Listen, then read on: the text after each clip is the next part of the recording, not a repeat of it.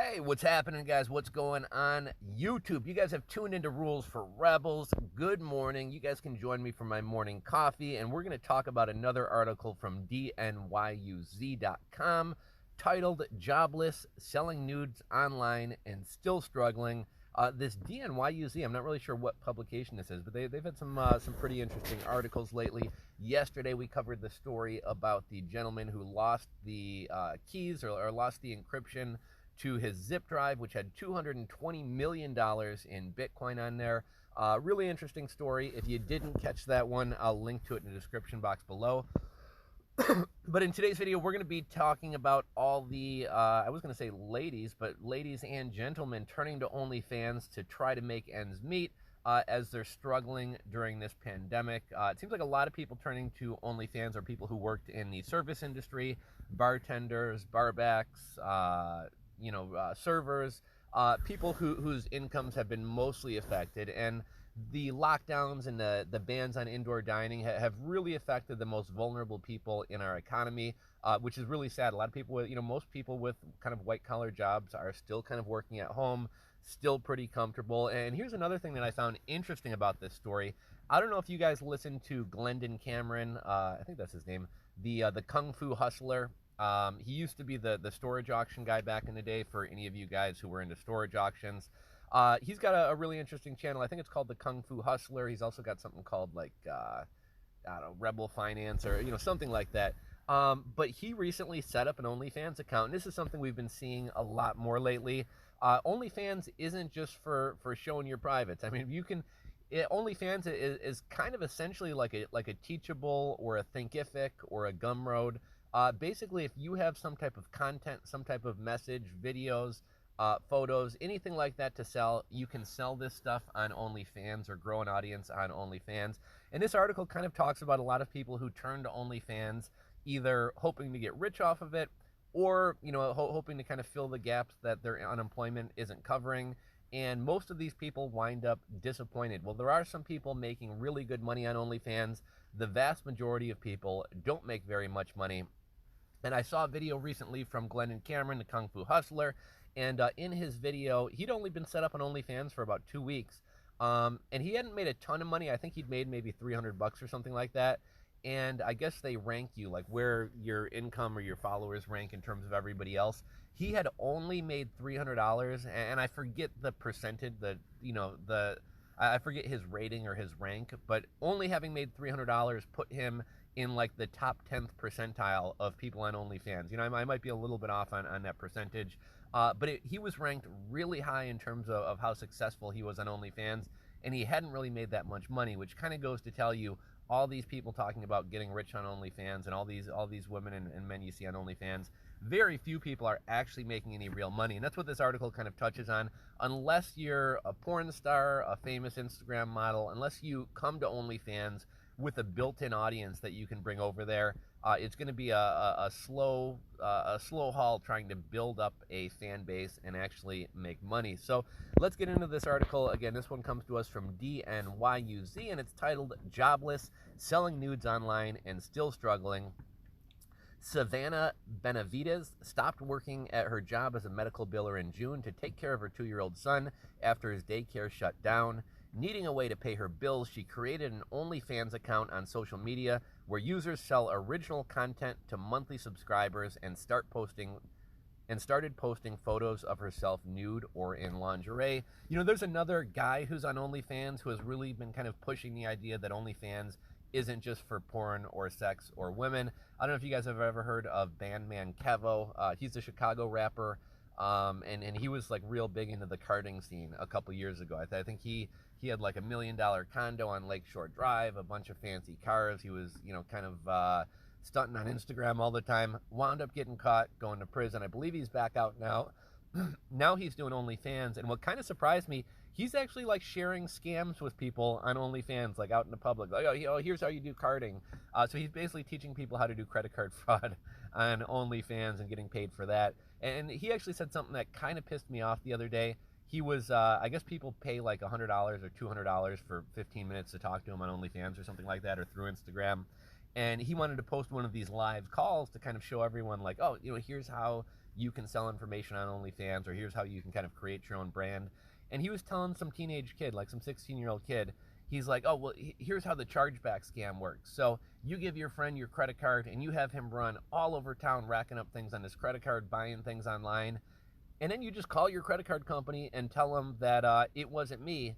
And they're going to look at the security cameras and they're going to see it wasn't you. And they're going to give you all your money back. And now you got 6 PlayStations, 3 living room sets, and a new Rolex. And you didn't pay for any of it.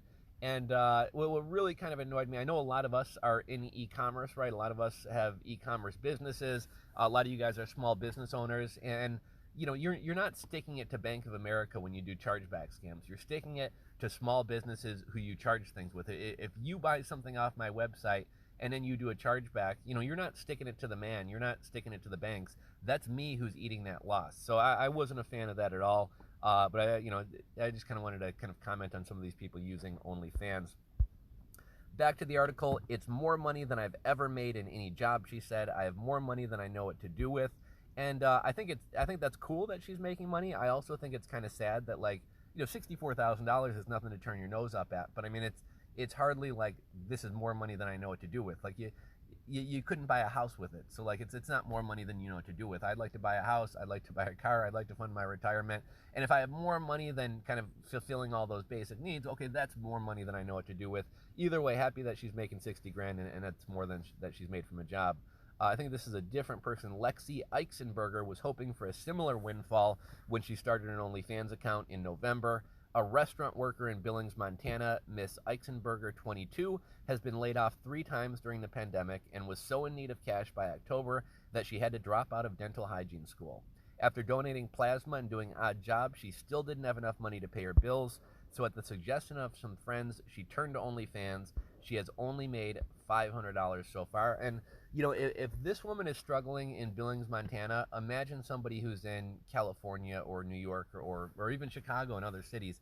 I was out in Montana a couple months ago, and, obviously there's some states are taking the pandemic more seriously than others. And when I was out in Montana, outside of Bozeman, nobody was really wearing masks. Everything was pretty much wide open. So I'm kind of surprised that restaurants are struggling so much.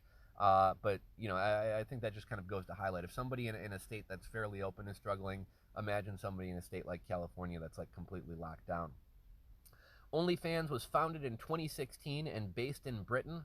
Has boomed in popularity during the pandemic. As of December, it had more than 90 million users and more than 1 million content creators, up from 120,000 in 2019.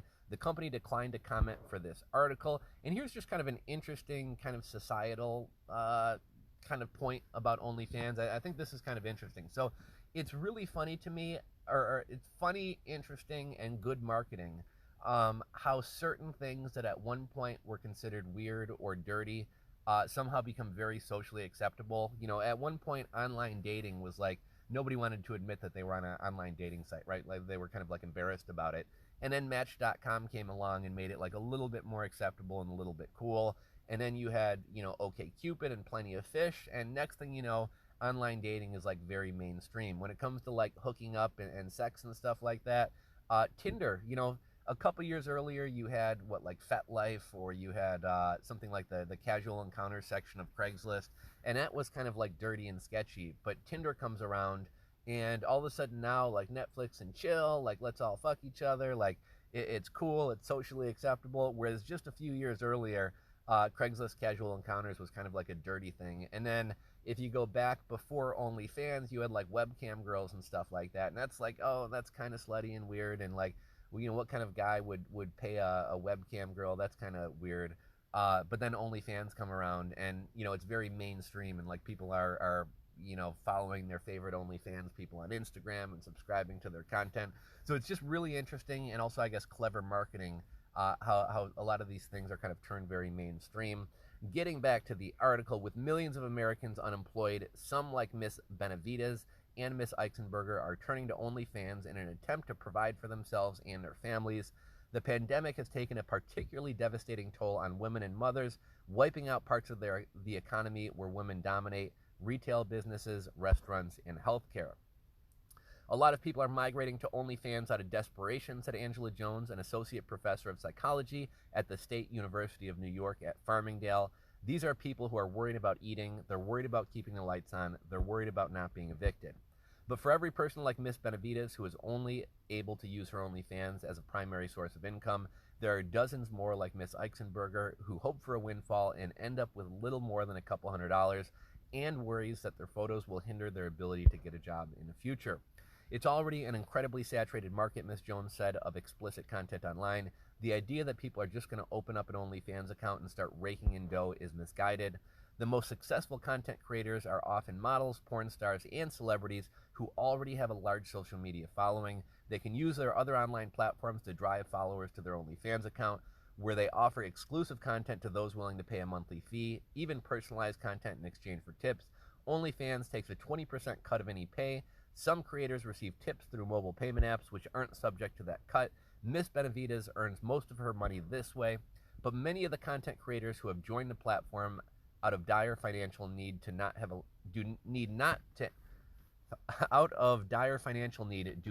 large social media followings or any way to drum up consistent business. Ellie Morocco of West Palm Beach, Florida, was laid off from her job as an office manager in July. Her unemployment checks don't cover her $1,600 monthly rent, utility bills, and food costs, so she joined OnlyFans in November. Miss Morocco, 36, had no social media presence to speak of when she joined the platform and has had to gain subscribers one by posting pictures of herself on Instagram and Twitter and following up with people who like and comment on her posts, encouraging each other to subscribe to OnlyFans. It's more challenging and time-consuming than she expected and less financially rewarding.